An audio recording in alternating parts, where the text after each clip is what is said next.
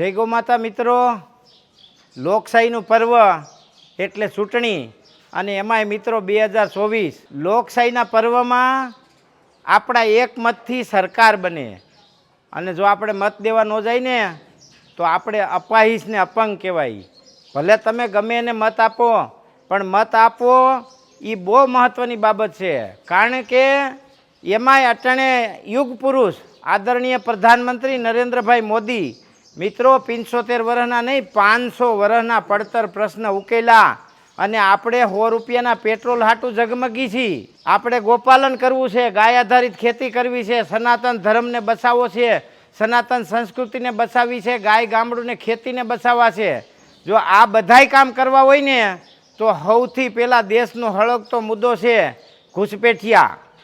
સૌથી પહેલાં દેશનો મુદ્દો છે આધાધૂંધ ભ્રષ્ટાચાર. આવો એક જ વિરલ વ્યક્તિ અને યુગ પુરુષ મળ્યો છે ત્યારે આપણે 100% મતદાન કરવું જોઈએ. મતદાન એટલે શું છે?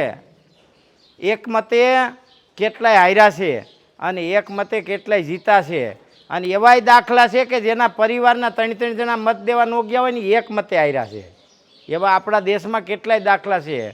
એટલે મતદાન કરવું જોઈએ અને હું તો એમ કહું છું ગમે તે સ્થિતિમાં મતદાન કરવું જોઈએ, ગમે તેવી પરિસ્થિતિને છોડીને મતદાન કરવું જોઈએ. ભાજપ કોંગ્રેસ માટેની હું વાત નથી કરતો, માત્ર ને માત્ર લોકશાહીના પર્વની ઉજવણી એટલે 2024નું મતદાન.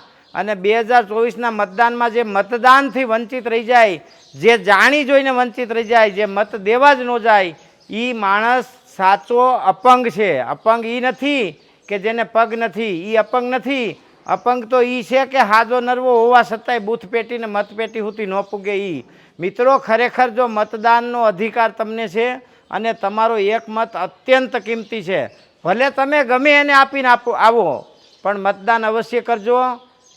દેશ સર્વોપરી છે, ધર્મ પછી, તમારો પરિવાર પછી, તમારી વ્યવસ્થા પછી, તમારી મોંઘવારી પછી સૌથી પહેલાં દેશ સર્વોપરી છે. દેશને બચાવવો હોય તો મતદાન કરવું જોઈએ. અને હજી આજે 80 વર્ષની આઝાદી પછી આપણે 50% મતદાન કરી અને એ 50%માંથી પાછો 50% જે જીતે એ આવે. તમે વિચાર તો કરો આપણે કઈ સ્થિતિમાં જીવીએ છીએ. હવે એ યુગ નથી મિત્રો, સોશિયલ મીડિયાનો યુગ છે.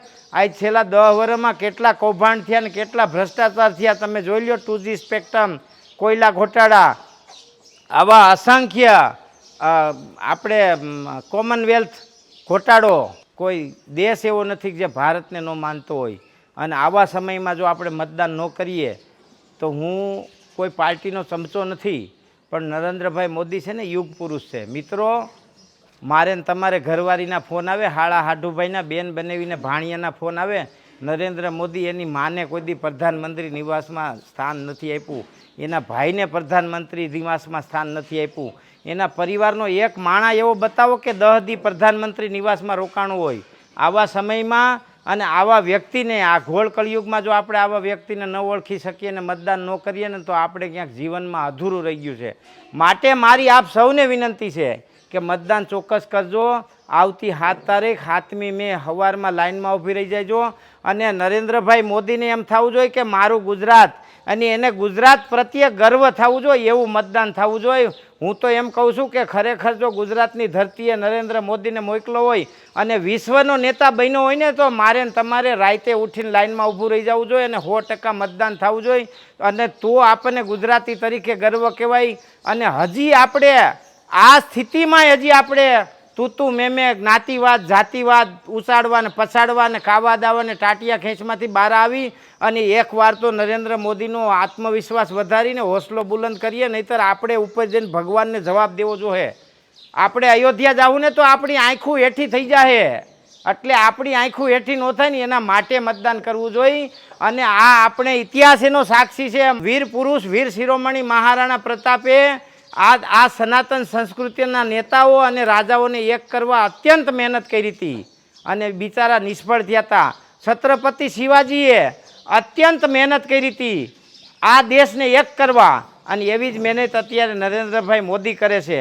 હું કોઈ પાર્ટીની વાત નથી કરતો, પણ તમે જોઈ લ્યો ખરેખર આપ માનતા હોય લોકશાહીને માનતા હોય ને લોકશાહીમાં જીવતા હોય ને લોકશાહીનો લાભ લેતા હોય ને તો લોકશાહીનો પ્રથમ જવાબદાર નાગરિક અને પ્રથમ કર્તવ્ય છે મતદાન.